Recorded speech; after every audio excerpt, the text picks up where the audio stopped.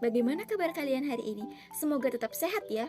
Oh iya, perkenalkan, saya Ibu Dewi. Hari ini kita akan belajar mengenai suatu teks yang sering kita lihat, kita dengar, dan juga kita baca. Dalam kehidupan sehari-hari, kalian pasti pernah menemukannya. Seperti jika kalian sering menonton televisi, kalian pasti pernah melihat acara yang berjudul Pada Zaman Dahulu, atau kalian juga pasti pernah membaca buku-buku dongeng, misalnya tentang kisah si kancil dan buaya, dan lain sebagainya. Perhatikan cuplikan berikut. Kesamaan apa yang kalian lihat dari cuplikan tersebut?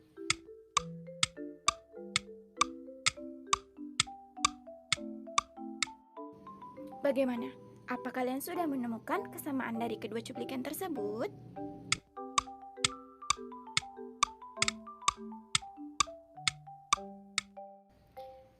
Nah, mari kita lihat bersama-sama. Ya, benar. Kedua cuplikan tersebut sama-sama merupakan cerita yang semua tokohnya adalah binatang. Atau biasa kita sebut dengan cerita fabel. Jadi, lebih jelasnya begini. Cerita fabel hampir sama dengan cerita fantasi. Cerita fabel juga termasuk ke dalam cerita fiksi, yang mana kisah yang diceritakan merupakan rekaan yang tidak benar-benar terjadi. Namun, yang membedakan antara cerita fabel dengan cerita fantasi adalah tokohnya, yang mana tokoh dalam cerita fabel diperankan oleh binatang atau hewan. Binatang atau hewan yang ada dalam cerita fabel ini berbeda loh, karena mereka memiliki perasaan, emosi, serta dapat berbicara dan berpikir layaknya manusia. Nah, kita sudah membahas mengenai apa itu cerita fabel. Anak-anak jangan malas untuk mencatat ya, agar pelajarannya tidak mudah lupa. Selanjutnya, kita akan membahas mengenai jenis-jenis teks fabel. Seperti yang kalian lihat, fabel memiliki beberapa jenis apabila dilihat dari beberapa tinjauan. Jenis-jenis fabel yang pertama dapat dilihat dari watak dan latarnya, serta kemudian dilihat dari kemunculan pesannya. Nah, apa saja jenis-jenis fabel berdasarkan tinjauan tersebut? Yuk kita simak penjelasan berikut. Apabila ditinjau dari watak dan latarnya, fabel dibedakan menjadi dua jenis. Yang pertama ada fabel alami. Artinya, dalam fabel jenis ini, watak dan latar tokoh binatang akan disesuaikan dengan kondisi asli atau kondisi alam nyata. Contohnya, misal dalam sebuah teks fabel, cerita diperankan oleh seekor singa. Nah, kalau kalian pernah melihat singa, pada dasarnya, watak atau karakter singa adalah menyeramkan, buas, kuat, dan lain sebagainya. Sedangkan untuk tempat tinggalnya adalah di hutan. Nah, maka dari itu, apabila sebuah fabel menggunakan jenis alami, maka tokoh singa atau tokoh binatang lainnya pun dalam cerita harus disesuaikan dengan watak dan latar aslinya. Berbeda dengan fabel adaptasi. Dalam fabel jenis ini, latar dan watak tokoh binatang akan diubah dari kondisi aslinya. Contohnya tadi seperti singa yang mana watak atau karakternya menyeramkan, buas, dan kuat.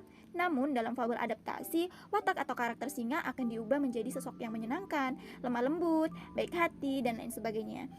Sedangkan untuk tempat tinggalnya yang aslinya di hutan akan diubah dan bisa saja latarnya diubah menjadi di rumah, di sekolah, di restoran, atau lain sebagainya. Nah, selanjutnya fabel apabila ditinjau dari kemunculan pesannya. Fabel dibedakan menjadi dua jenis. Yang pertama adalah fabel dengan koda dan yang kedua adalah fabel tanpa koda. Jadi anak-anak, koda di sini artinya sama dengan amanat atau pesan moral ya. Nah, apabila dilihat dari kemunculan pesannya, fabel dengan koda berarti fabel tersebut memunculkan pesan atau amanat moral secara eksplisit atau tertulis di akhir cerita. Lalu sebaliknya, untuk fabel tanpa koda artinya amanat atau pesan moral dimunculkan secara implisit atau tidak dinyatakan secara tertulis dalam cerita. Sehingga amanat tersebut bisa diketahui melalui peristiwa yang terjadi dalam cerita. Baik anak-anak, selanjutnya kita akan membahas terkait struktur teks fabel. Seperti yang kalian lihat, fabel memiliki 4 bagian dalam strukturnya. Nah, 4 bagian tersebut diantaranya ada orientasi, komplikasi, resolusi, dan yang terakhir adalah koda. Agar lebih jelas, mari kita bahas satu persatu. Struktur fabel yang pertama ada orientasi. Orientasi ini merupakan bagian awal sebuah cerita yang berisi pengenalan tokoh, pengenalan latar seperti latar tempat dan latar waktu. Agar lebih jelas, coba kalian perhatikan contoh berikut. Di sini sudah ada kutipan sebuah teks fabel yang mana apabila kalian cermati, bagian tersebut merupakan bagian awal dari sebuah cerita. Yang mana teks tersebut diawali dengan pengenalan latar waktu, yakni siang hari. Kemudian dikenalkan pula dengan latar tempat yang ditandai dengan adanya kata di hutan.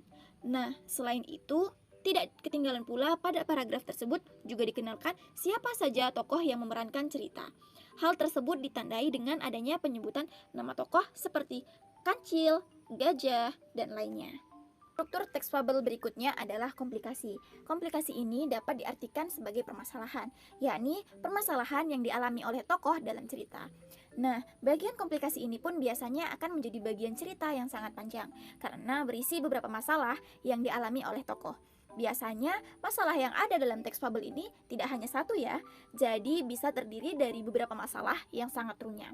Sehingga masalah tersebut nantinya mencapai puncak atau biasa kita sebut dengan klimaks. Nah, di sini juga sudah ada salah satu contoh kutipan teks bagian komplikasi.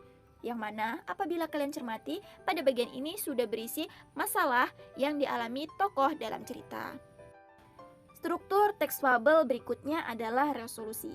Bagian resolusi ini akan berisi pemecahan masalah atau penyelesaian masalah. Biasanya, bagian penyelesaian masalah dalam teks fabel sangat mudah ditebak. Misalnya, yang awalnya jahat di akhir cerita bisa berubah menjadi tidak jahat. Atau mungkin yang awalnya malas di akhir cerita bisa menjadi tidak malas. Nah, agar lebih jelas, kalian juga bisa mencermati contoh kutipan berikut. Struktur yang terakhir ada koda. Koda sendiri biasa disebut sebagai pesan moral ya, yang merupakan bagian penutup atau bagian akhir sebuah teks fabel, yang memuat perubahan yang terjadi pada tokoh, serta berisi pelajaran yang dapat dipetik dari peristiwa yang ada dalam cerita. Hanya saja, keberadaan koda dalam teks fabel ini sifatnya fleksibel ya, jadi boleh ada dan boleh tidak ada. Yang mana ada fabel yang membuat koda atau pesan moral secara tertulis di akhir cerita, dan ada pula fabel yang pesan moralnya hanya bisa diambil melalui peristiwa yang ada dalam cerita. Baik anak-anak, berikutnya kita akan membahas mengenai kaidah kebahasaan teks fabel. Kaidah kebahasaan teks fabel yang pertama ada penggunaan kalimat langsung. Kalimat langsung ini merupakan kalimat yang diucapkan secara langsung kepada orang yang dituju.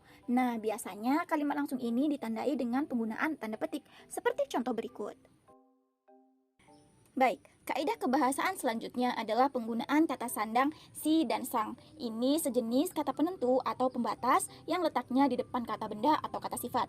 Nah, biasanya dalam sebuah teks fabel, kata sandang yang sering digunakan adalah kata sandang si dan sang. Walaupun kata tersebut tidak memiliki arti ya, dan tidak dapat berdiri sendiri. Namun, kata sandang tersebut memiliki fungsi yang penting untuk menentukan makna dalam sebuah kalimat.